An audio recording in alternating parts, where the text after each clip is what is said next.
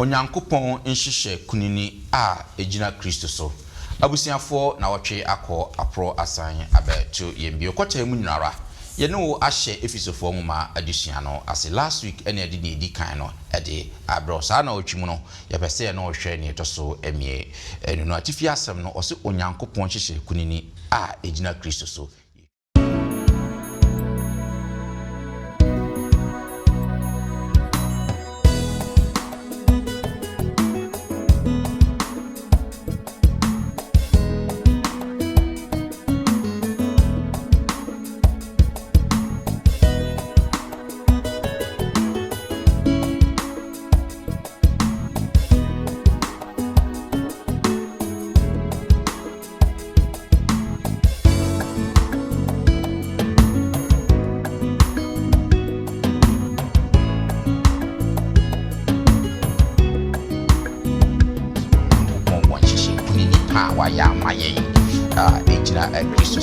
Become part of the family. My unite more entitlement to the inheritance. See, you how good you are, you powder, you you call how good you are, yes, Timothy for. Ya brabo ayebon, e wo se show Nyankopon ni yes. E dan na di. Ne onyame ayama me. Yebema mu nyina akwaba adofo no mu ne omande hye ni babia wo biara wo hwe yem biara yede enchia sonko ede mamo na fe yadamase sonko kwan so se last quarter nyinara ye nemu the three angels must anase abofo mensa enkransem no sa quarter mu nso ye sa wura adusua fofom last week ene yede efisofo nwuma yesua quarter mu nyinara adusua di kan yede ebrew na ho sa adusua no ye hu Paul tamwa odiko efiso ni efiso kro no na se ne site ni osoma na ewo efiso ekro no ene sane eye na nyamesem so spread ewo efiso ekro no sa na otwum no ye hwe Onyankopon nhihye kunini a ejina Kristo so sene Paul echode koma efisofo no maboafo no ayekrado omo beboa na sa disua ye de mu mpensempense mu ade abro ansana meyi omo ekyerem no mamemfa akwanya yi sonko yi so mfa na TVN TV Ghana ase se sa adwuma koyi na da biarada omo boa ye ma ye sa adwuma ye sa discussions ya omo so fa ediko wiase afana enyinara sa adwuma koyi eye ankrankra wafa omo afa TV adwuma ede atom so se nkrofo bo nsem sabe nsem hunu bi dawuru no omo de Nyankopon asem na omo befa no mabo hu dawuru a kire wiase afana nyinara enti yesa so ya na ehu sikasam no edin kakra emfidie miamia ne se ne eko eba nyinara esika ena ede yenti se wo hwe yen na wo mwa bia opese wo de boatre bia na bo se ye de omo number na so won number ede yemfoni na ni fa na frɛ obi be je wo so na fe kakra bia obetimi de aboatre bia no woni be so na Onyankopon so ebe ehrawo ma me kanesa wia na ne ma me fa mani nkyerɛ maboafo mu ba beboa na otwi ne de adisuan ede abro enne Onyankopon adom me wo Elder Hansen Asamoah ka me ho e wo ha se Elder Hans yamakwa yeah minia great that's it say the whole of last quarter no boaye this quarter so masan ama mo ho kwa Nyankopon enshapa me botra Elder Hansa na me ko Elder Kingsford Gia Boama and etim finfin Elder Kingsford yamakwa eja great that's say na ochi so yeton safra watimi aba na me komani mu a Elder Dr. Alex Collins afan so na eti etwo eno ano Elder yamakwa yet medamasi munyina medamasi Nyankopon enhramo say last quarter frame say twam mu boaye ma three angels message no ye esua no fact aboa nipa bebre ye nyina no aboa ye nyamesom mu saa kote mu se ne ye hwe no ye hwe efisofo nso enwoma no no kwasem say last week ye hu pa na depa ye echese nwoma yinso ye nwoma bi e be boaye pa ansa na ye behwem no mo yenkate ne na mema Elder Kingsford introduce an insho badiensa abodi nyina ewura na mtumfo ye da wase don riso bi papa wa maye kwan so nsamo a na makwa Paul so nkrata o chokoma a Christopher anom wo efisos no yesu yensua ne mfa mu adisua mo ye bra na nse wi ase nhye odi animonyam timra ya tena si yesro se ma hon konkron no me ye kyerɛkyerɛfoɔ kakaifo na de opeti yesua firi saa adesua na wotwe nyina no yensa nkan hye odi animonyam banhyira ebrade nyina so nkan ye ne yetiefo mra yesua wasemi densiesie yen wo ya brabo ayebo na nse wiase eso ba ye nyina nya kyefa wom we ne yesre wo do ba Yesu Kristo dimo amen. Amen. Good. Yɛhwɛ onyankopɔn hyehyɛ kunini a ejina Kristo so yɛnka abɔsɛm no ɛyɛ Ephesians chapter 1 verse 3 Efisofo engoma no etire baako yimu miɛnsa ɔsi insuranka nyankopɔn yɛn awurade Yesu Kristo neja a ɔde honhom mu inshura nyinaa ahyira yɛn soro honum Kristo mu. Last week na share adusua na say last week yehu Efiso kro no se ne esitie ene abosonsoma na ekoso ewo kro no eni kro no se ne na asia gidin na adwadie ekoso wo honum na din a din se nyamesom ebetimi apie wo honum nanso onyankopon nam nwamakwan so ema onyankopon asem free Paul so ekopie wo Ephesus. Until last week account ni nyina na yɛhwɛ every asuma form na Luke na report amaye sanse na Paul enya mbetro ne ngoma no a what say na Paul waba na wakɔ wafi hɔ na ma no abre Efisofo ntafe na yɛhwɛ ngoma no mu se ne emu atrapo no esi etie ni nyina no yehu se Efisofo ngoma se ne last week yehu ye no is saturated with Christ. It's a Jesus Christo and Ayimuma.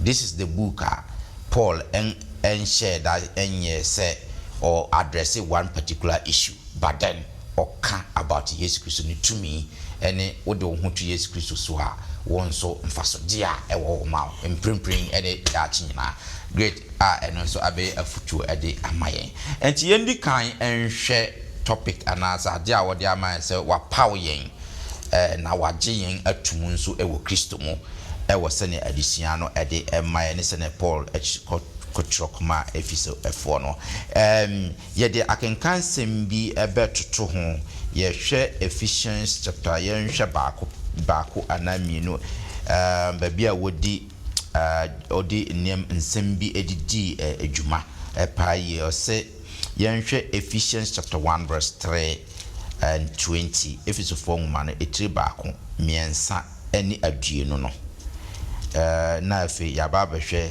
Ephesians chapter 3 verse 15 and 4 verse 10 no so yenhwe se ne odi nsem bi edi dwuma wo ho se opani hansen wa ya kradwa Ephesians 1 3 and 20 no na afi yahuri Efisofo eti baako achichemu miensa eni aduonu no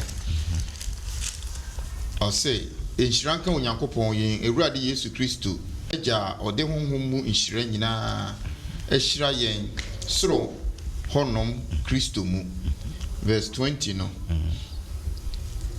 o say ode ye ade Kristo mu nyane no free ewufuo mu na ode no tena ne nifa osoro no tie 4 verse 10 na 4:10 no say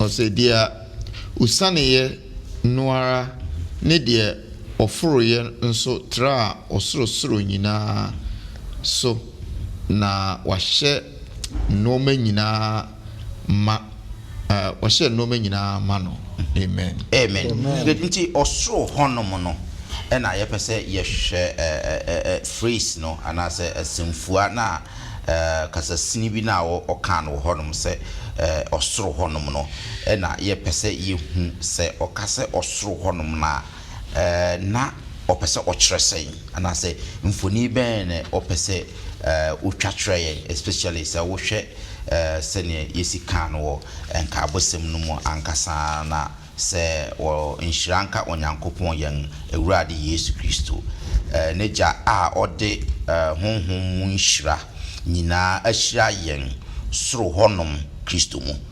We want to understand sa kasa sini na ewo honom no yen ti aseɛ sɛn na mfoni bɛn no pɛsɛ otwa kyerɛ wɔ Kristo ho.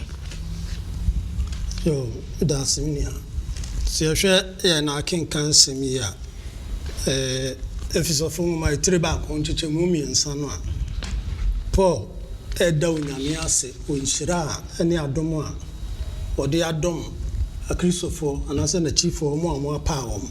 Na so onyame apa wom a wom so amakwan ama wom abedi na chi na wom aye akristofo.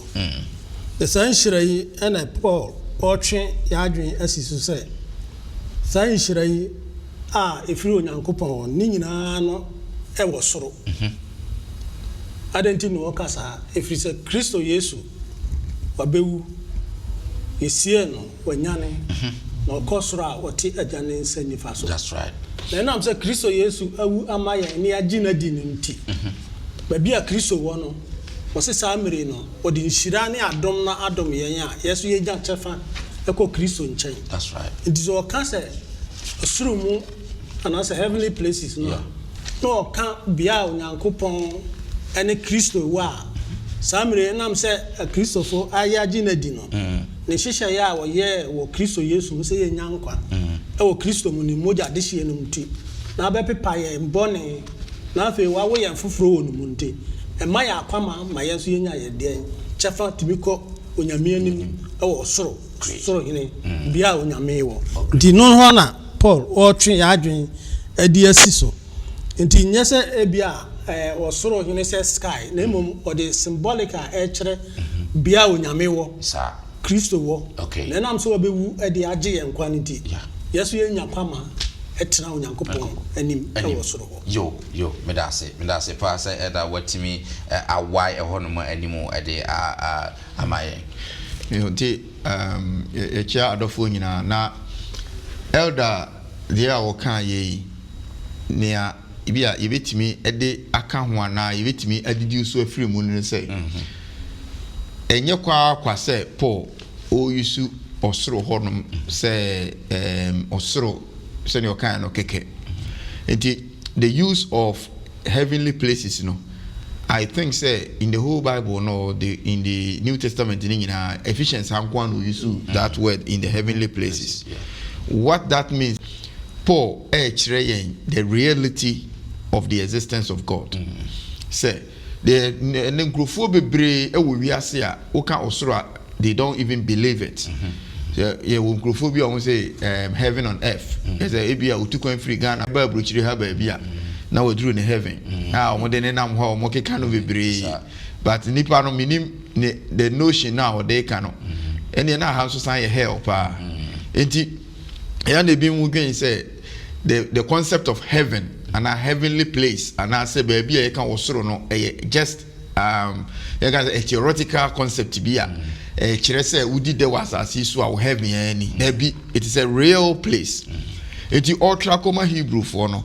In the book of Hebrews, or say we have such a high priest who has taken his seat at the right hand of the throne of the majesty in the heavens, a minister in the sanctuary and in the true tabernacle, which the Lord set up, not man. Hebrews chapter 8, 1-3. Yes. The person say we have this assurance.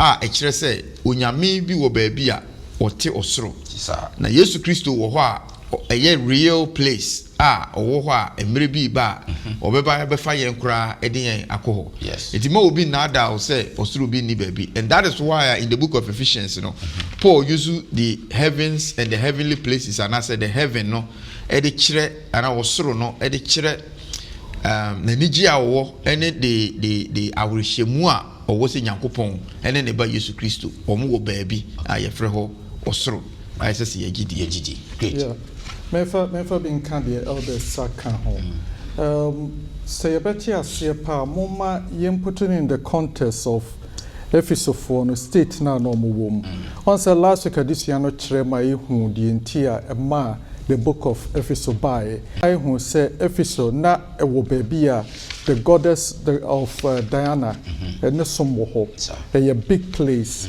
na asafo no hye ase no no face two situations. Right. The first saying say a baby abosom som wo bebre enti motivation crowd be sum nyame no e wo down free say ho nyina no bosom som no mo som. And at the second saying say why you adwen say obesum nyame ai nyame som eye we say bo abrenti no wo benya otan afri abosom som ho. That's right. Na Paul e kire mo say sa mo amagye atum say mo besum nyame no onyankopon ahyehye blessings be amamo. Na sa blessings na your spiritual blessings. That's right. Na blessings no if we throw eneba. Enti problems are be face o munyame sommo.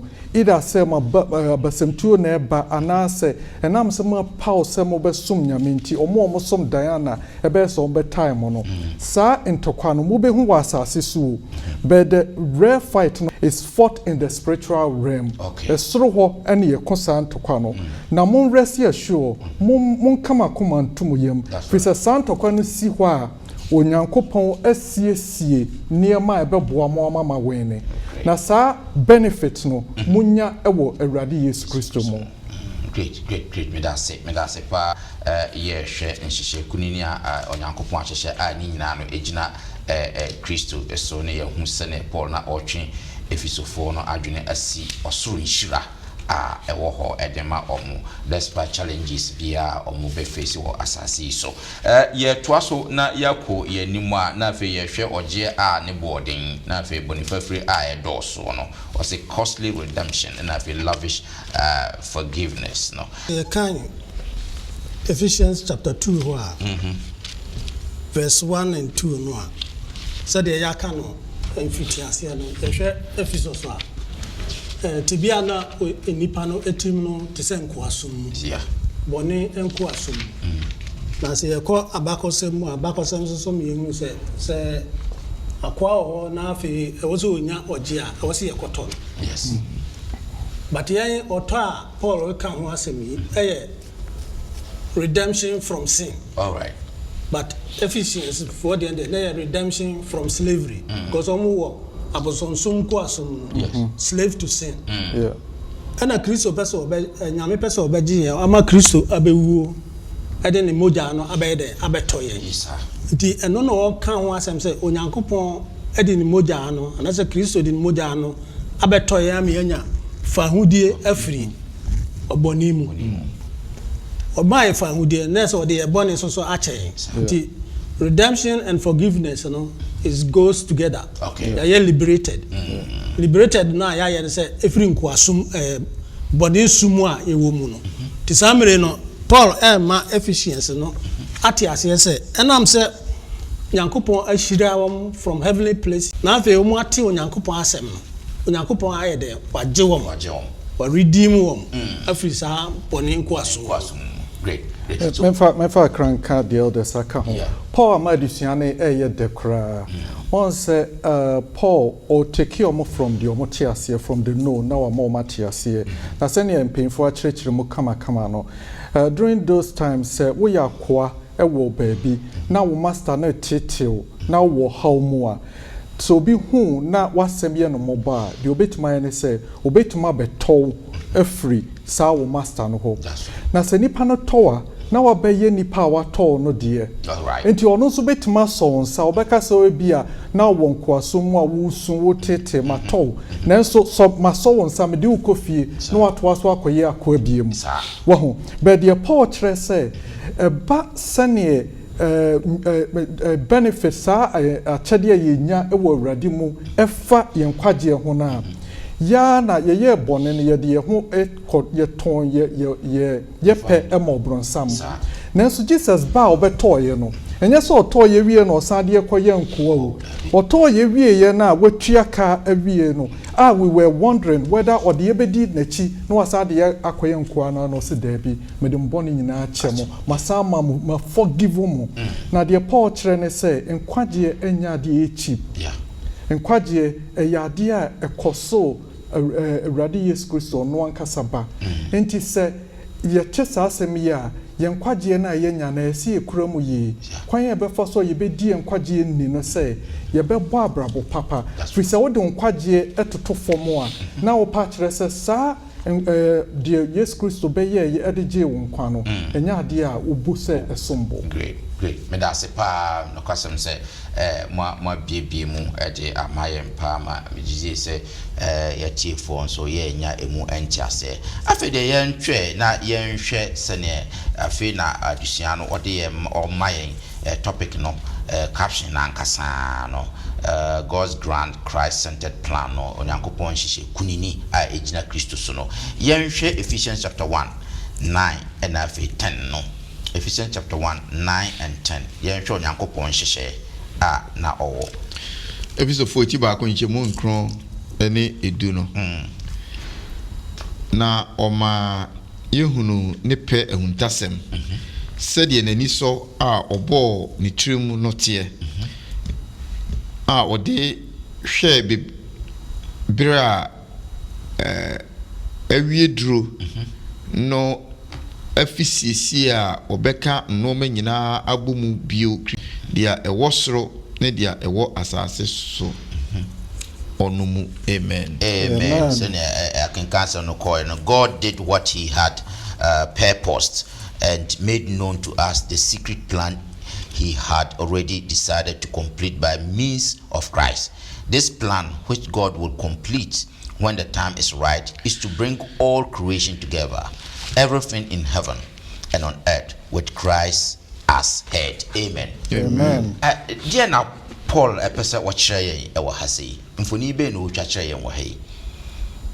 Osha hapa na Paul AC Sudria Yes Christo ne shisha wo emaye no. That's right. On say we kan sha say o si o Yes Christo asiesie achede bi na achede na ye honhom achede na achede no osiesie wo soro fine what kan kire na wasan ka say sa achede no mu na ye nya bonifafri a wogye a wode e boni akyeye eno so waka kire na die ntina oye sanema we nyina nti ha na Paul kire se die ntia Yesu Kristo ye we nyina ne se at the center the plan no the master plan nyina ne se opese okan nyina bom opese nkabom eba ne man nyina niam a wabɔ wosoro ene asase nyina opese okan ye bom na kwan obefa so asanka bom no beba ne se ofa ne ba Yesu Kristo so enti ode ne ba Yesu Kristo asim finfini enti na ose saa niam a wahyehyɛ ma ya kyɛdeɛ ni nyinaa no honhom akyɛdeɛ na wɔhyehyɛ no wosoro enti ne ba Yesu Kristo a wosoro no wo middle na de nyinaa ye twe ye ho ekɔ ne ba Yesu Kristo so no na ye nyinaa ye kan ye ho bom enti na ode na asafo asi ho enti na ode afiso asafo esi ho sɛ asafo mpanyifo de mu kom nyinaa no mo nhyɛ den na mu kurakura asafo no fi sɛ onyankopɔn de asafo no asi ho sɛ obenam asafo no so e de atwe obia ben Yesu Kristo na ye nyinaa ye ben Kristo no na ye nyinaa ye koro. Amen. Great. Yehwe sa plan we ya. In fact, the whole book ni nyinaa no ne tiasem enie. Because yedika aka e wo first lesson no mu say Paul akromu no na oktakro e de address a certain problem and but if it's a form it was not problem be a specific problem be or wanting and no but now or to exalt them say they will understand what the plan of God is for them is there for them it's in yankopon a plan or work any day pempi ni say ye be Christopher eya na nyame ne plan na you feel say owo different from near owo mayen because most often than not people become Christians or follow Christianity or follow Christ for some gains. That's right. Tibi mu bedi Yesu achi omu so omu ni bibia omu nsabeka in this life ebebo omu no omu de awerho san ko afede Peter kura bibisa say urade yedi wachi na yeja emma yeja abusuya yeja ajapade edien na yebenya. This is something na Yesu person or prepare enipa adwen e kire omu say plan na me wo mamu no. Yes, some obedi you as I see so a can't there, but that is not the ultimate plan. That's right. The ultimate plan from God through Christ, salvation. So it's a God's grand Christ-centered plan. Say, efiri ewiase ahyase no na ye ka say the plan did not just come in a vacuum. It didn't take God by surprise. Say nkrofo e omo akoye boni o na ye be ne dey be before obebo ade kura no na wa ye nhyehyeye no ato ho. Say I am going to give them free will because of the factor of love. That's right. Na say wo mo choose efa even boni kura no a e de na meyo a ebetumi ama o masen aba me nchen ana mesen age omo ene ma ye nkwagye hyehyeye enam Jesus Christ so. Yes. It was say when the fullness of time came, and no eson ye no. Jesus by. Yes. So it is a plan being revealed. Say na mmerɛ no nyɛ tenten no, nka na me pese me komu sɛ wohwɛ plan no a efiri Adam so. Yes. Ɔyɛ bɔne no a no, nyame hyɛ ase yi plan no di nkakra. Emmerɛ ɔka say the seed no obebo ni ti na ɔno so aka wo nanti no. Na ye plan no ho abi na wa bie so akyerɛ wo mo. It was like starting the plan from the beginning to a plan on the end no nyina no e wo beginning no and through that no started sending mugu or say na me be no it won a lot of people so now we send him obefa Noah still the plan had not been fulfilled. Yes. Obefa Abraham the plan is not fulfilled. Obey Israel as a nation na ye closer afi obey system appointed to the plan no. That's right. But na ye plan no enti na to aso kakra until say emre no wie duro no plan no be fully revealed. Yes. In Christ. Yes. And no na all ka kire efisofo no say hwe ji amabaji Kristo edi na e bia wo be boto no me kra bre mu kra me the prison but me na me hye mu kra ne say I say again say na me ka kire Philip fo no say rejoice. Sir. Me ka kire mo say mo be kwa hunyehia mu na nso no mo mamoni nye me ka kire mo say ne mu hunu wasase so yi no eduru ba bia e den sikasem bebem radical bebem fear bebem fiase da bebem ye mo be company fu anim e bi kura bebo mo kwa du bone na so me ka kire mo say plan na nyame wo mamo no enye ne mu hunu ya because the plan ends in salvation. Na ene ede na efisofo no nka Paul twira bre ya ye mfa ne say ene Ephesus is London. Yes. Or Ephesus is London. Yes. And I Accra. And I say New York. And I Washington. And I Mexico City. And I Paul. Yache no for the sake of the same thing. Yes. Now what there fiase. And I can walk through be bre yen as asafwa. And can we this idea no be true. Okay. It the on crowd fufuro bia eka ne wakra ma yen who say the plan of God's salvation no is big enough for you to praise him. That's right. Even in our troubles. And now the main focus of identity. Say you lose focus of the bigger plan.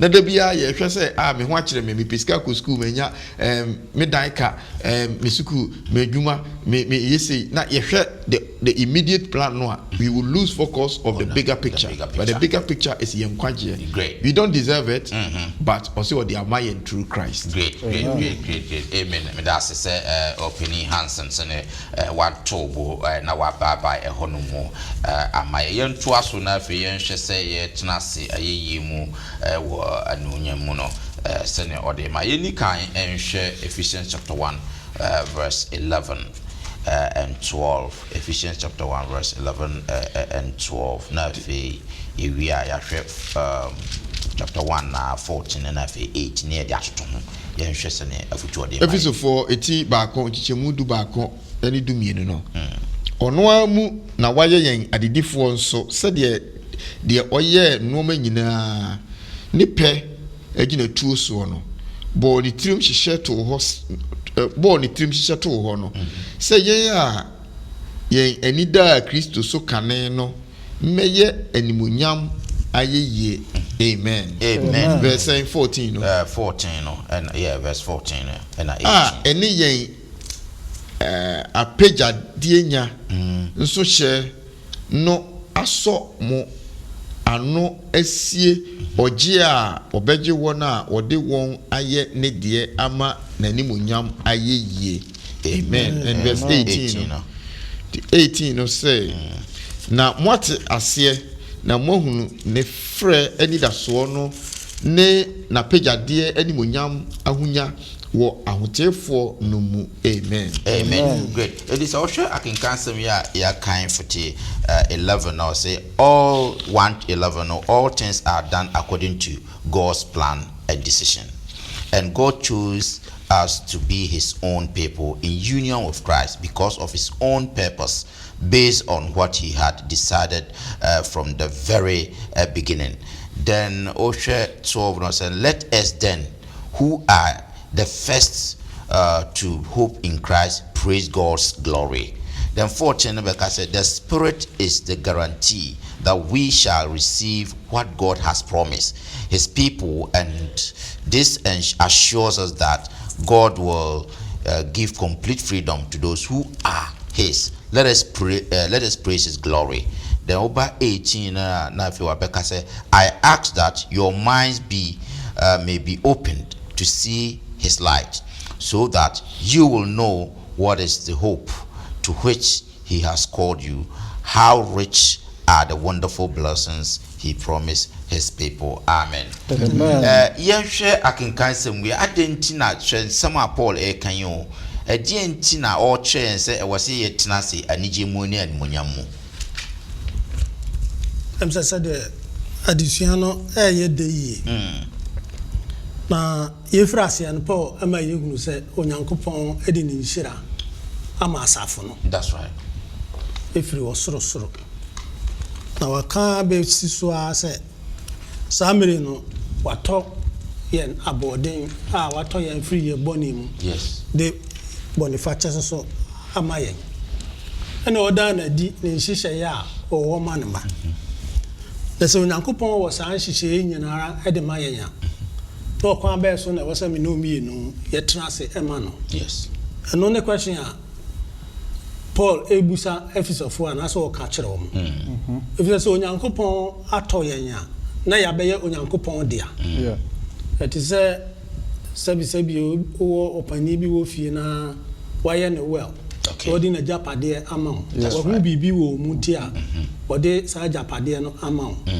Sa na onyankopon so ye ne japade. Yes. Se ye tie ne na ave ye de homa no a.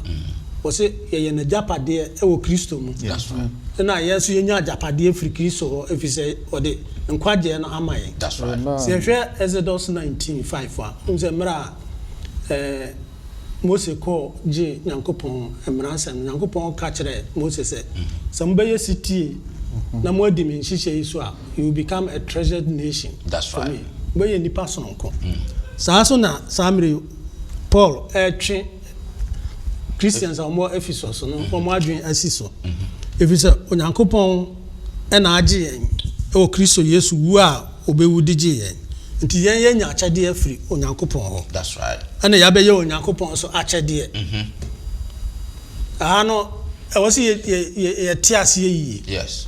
Achade a Kristo mu yen saka ene nkwaje no na se yen saka achade e wo Kristo ho a yesu ya be ye onyankopon de achade eno no oka e kire wo Ephesians 1:18 ho disi ya sa achade ya na ne amenu mienu ekwan ba so na wo se ye tena ase ti ya setena no aye tena ya brabo no aye ebo no eno na betimi adadi ama ya hunu sa ampa achade onyankopon de ama no yeso ye den ye wanijie o nti ya brabo aye ebo no e wo se hye onyankopon animonyam. Yes. Eda na di ne onyame ayama me onyame ayama wo efa Kristo Yesu so. Great. Me da se pa elder, me da se. Amen. Elder nyame nhyira nti practically no. Yeah.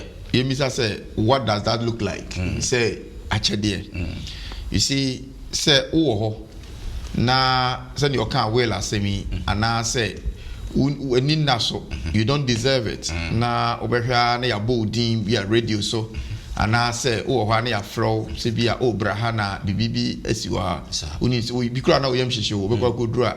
You read there, yes you obi, and I say, una na bia na wunimu no.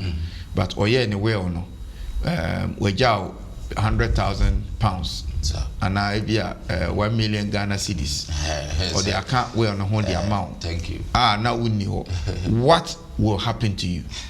You see, you will live in praise. When you bet Uti anye yekura na sesesi kan na wani na so a wa koma be easy for a minute because I want you to be na wo say bia wo sika chance a enye wo hwe ba ye no mu a ye pe bi dia ya ade bia so ade so no say what is say just a Japadia na ma o life nyina se say nipa no kura wo nwuye na bia wote ase e na wafa wo se ne ba na wode ama wo a every day we ko ni fie ko bunkoteje nana ana papa me da se pa ne waye die.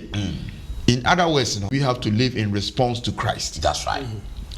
Christo apejade na wo kan ho asem no eso chen those pounds na ye bubono. Yeah. Because all the money Elon Musk sika, Bill Gates sika, whatever a day, whenever obi o sika Rockefeller mo, omo ba wiase akesefo a Queen Elizabeth mo, the empires akese omo sika, or music and and therefore, if we will be so happy and living in life of praise for Obi Obemaye, a Japadia was as so there, and you're not yet for Christo, no, saying necessary. That is what Paul is saying. And what the fact that you think say me will Obia or drain me home from Ashase, yes, or follow the plan, when na empo duru ba bi akruwa no kura nko betimi aka se ntwa ne ho nko nanso ogina mu gina ma me a me da so wo nkwaje ho ani da so no. How do I live in praise for him? Enti se wo hwe Bible no mu a o say enu nti no Paul kura wo twero ne nsem no in Ephesians o ba bi a obetwero bia no sai ni gie enu nti Yesu kura ne din Jesus no a few times no share that kind just Jesus for reverence nti no o say our Lord Jesus Christ. Yes. Our Savior Jesus Christ, the Son of God, our mediator. Normal or yusu a de reverence breno. And yet just the reverence nekeke or the concept and as I say, Jesus Christ you rade. Now and I'm saying you have to live a life of praise. In contrast, it's an oxymoron. Yes. And I say you to hear say will be the prison for the same sake, Omo nyame sombo se na rade aden me ye wadwuma aden na me the prison. Yeah, I tire no. Na mum onu mum de enkwaje sem. Philip for nwoma ni nyina ye nigye. Be happy, be joyful, and again I say rejoice. Yes.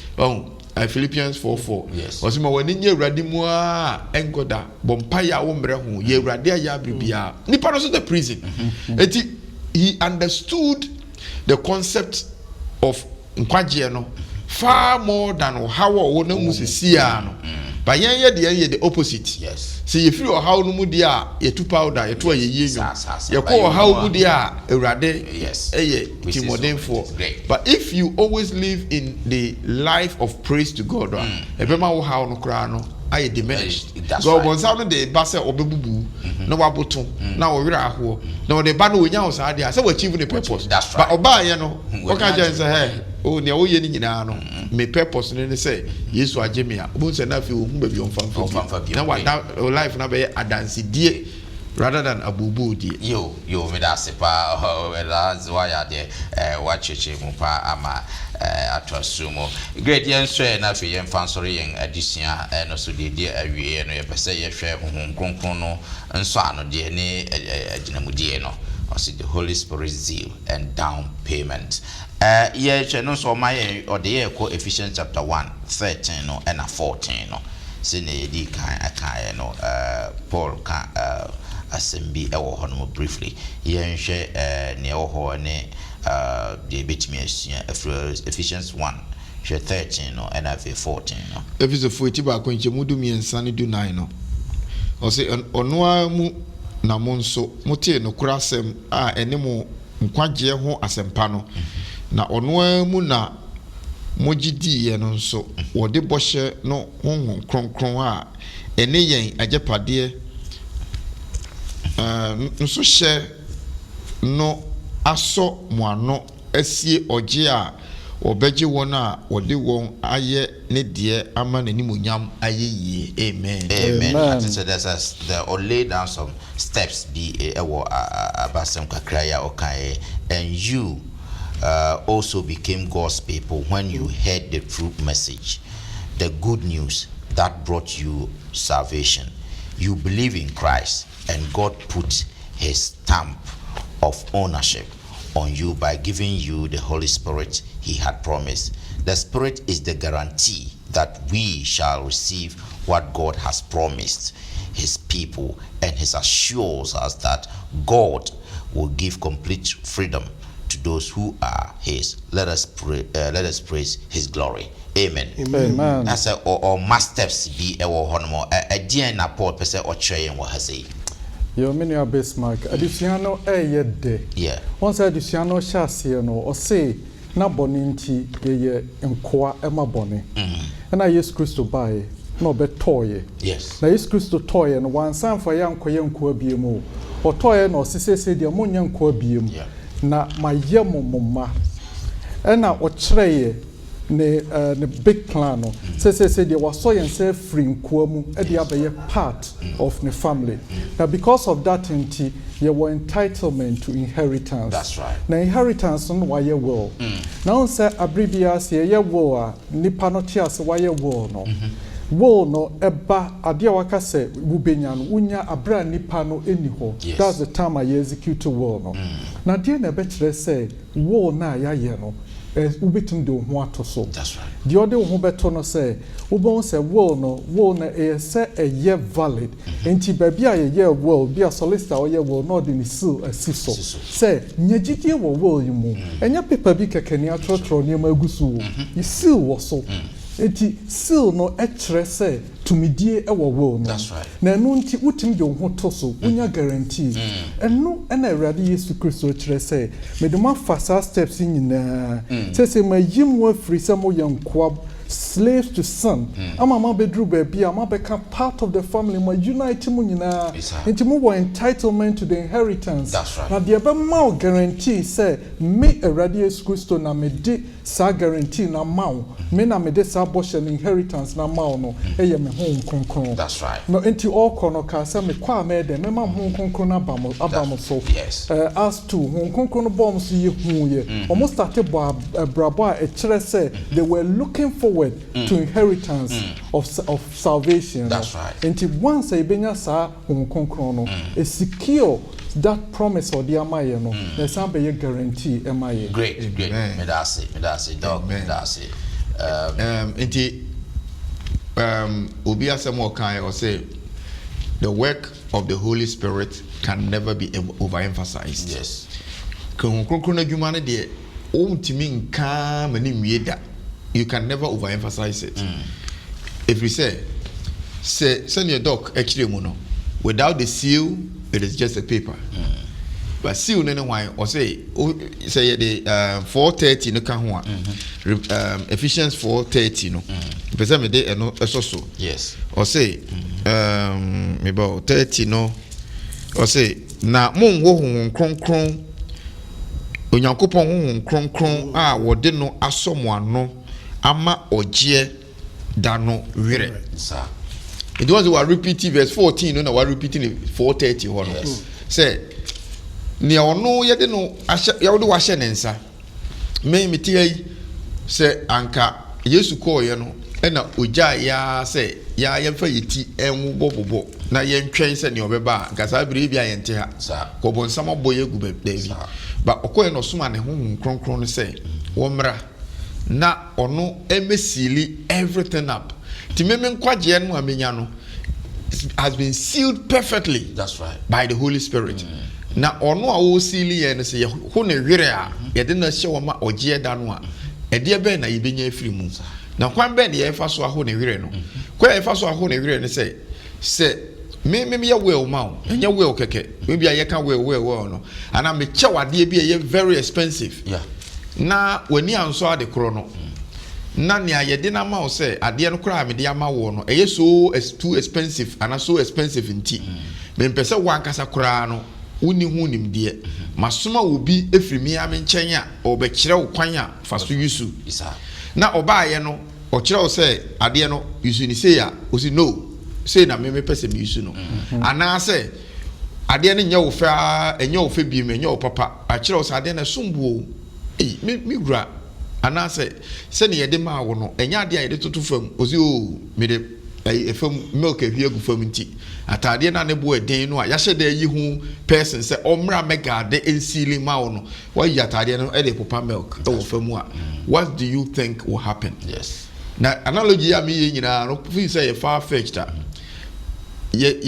yade papa bi enyame de ama yen a atade the righteousness of Christ. That's right. Atade a wode ahye yen a ose nkekanwa bi anim. Yes. Enu ntie ye ho kronkron no na ebe kire yen kwan a yemfa so emfa nante. Enti o akira wo se wura ha abenkwan ebegu atade no. Me kire wo kwan se fa ha osi wo da bi ahaya na mefa. Kristo tenene no ye fi a ho kronkron no wire. And what it happens and then say a time will come on chire obi afi Yesu atade fitaa no na why ne poto. Na why ya sign the fee asiaka atade no. He is here to seal us. And it's not in a separate person be Yesu no a na wasoma ho kronkron say omra emi seal up ne odi amaye no eni kyesem ni o se nka wogya ye se ya yemfa kwan bi so a ye de bo na atade no ho ban a atade no ye se yemfa omu ensi ozi o mi de omu na minim azuma twede na minim bi de kosi wo besen no but wa kire kwan afa so si okay eti mesre se mo ma ye ho konkon no wira fi se o de ho konkon no e na asili yen amasa nkwaje eda yo me da wase bibi kakra na mpese me draw your attention nse to da bia ye tai busa ye ho this question na konkon no kura ya mikopon fama yen konkon no mrebe na yenya ho konkon mpese adisua no ne Paul e me ya te ase 13 no e read ye no verse 113 was him in whom ye also trusted after you heard the word, the gospel of your salvation, in whom after that ye believed, and you were sealed. Timra ebeje onyankopon asemwadi ye ti onyankopon asemwadi ne ye de ho atoso na afi atena ye mu no wose na nkonkon no ode ye den ode seali ye si abeye onyankopon dia ndi nkonkon no nyame de maye timra ebeje onyame adi na asemwadi ne ye de ho atoso no ode no nkonkon no eso ya yo madam wase yemre no ayebe ye de edition na ebe twere se abusiafo ye be ma monso ebeda monso ase sonko kwan so se mu nyina mo ne yen ayese edition onyankopon hyehye kunini ejina Kristo so no kwasem se Paul mayen enhu se onyankopon won hyehye kunini pa wa ya mayen ejina Kristo so na sa chede yi onyankopon de amayen esese ya brabo nyina no ye bo edi aseda ene animonyam ene ayeye ena ye de ma Kristo se ne maboafo no che se sebe okwa ahuyahia mu mpo no obi bo obosia hwani gie eni nidi a de ma nipa na obo obosia no kro obesa ba bagina adio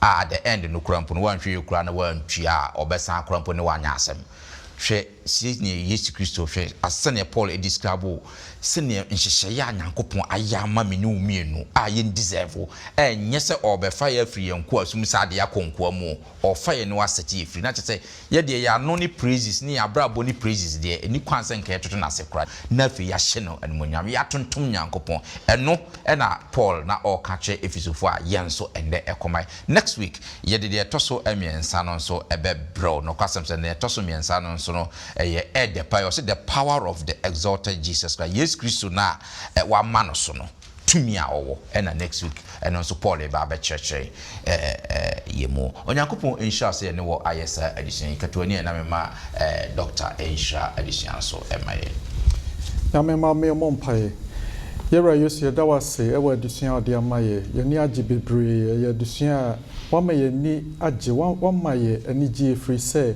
wachere se yen ya mra twam ne ya de bonyefo ye ton ye pe ema bone ema obronsam na obagi ye free bone mo no wasati ye free na nya no nko a wasa amaye enkwaje ye se ye toaso ne ye tenatene mu wodo ho konkro na maye se ma ho kwana ho konkro ne ye tena de bia ene se oba obagiye ye da wase e wonsama ode amaye mesre bebre se Kristo ye nuanoma yitie so obi wo ho na wonfa ne ho mawo obi wo ho na oda so nam bonimu no wama no ho kwan e mo bronsam de ne ye niema emfata obronsam atoa so de na to afiase a mesre bebre se wonsema abaye ho e manipa ne hu se wa bi wonsam se upesa ojisa nipa no now setting free na inheritance ye eternal life no nipa no so nya bi da wase bebre ye ra Yesu efisi ebisa we nyina e wo doba Yesu dimo